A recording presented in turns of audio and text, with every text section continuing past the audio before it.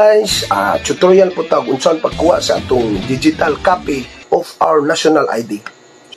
So kung usa ka sa nagproblema kay kulang imong valid ID or wala kay laing valid ID sa pagkuha og passport, GCash verification para ma-verified ka, and based of global consultancy firm issued PhilID recognized as the best national ID card in the Philippines.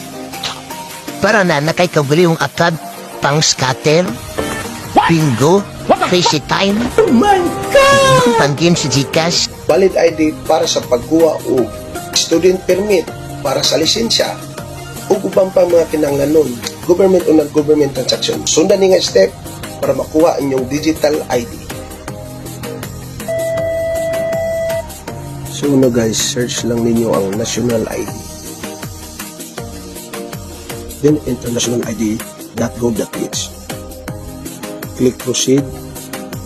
Type your first name. So kung wala middle name, check box mo. Middle name and last name. Then type your date of birth. So by clicking continue, you agree with the terms and conditions and privacy policy. Press continue. So last part is i-allow lang ninyo ang permission sa inyong camera.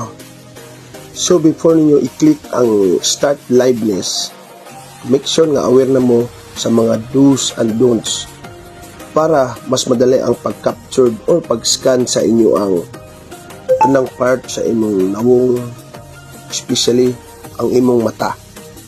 So congratulations, you have successfully verified.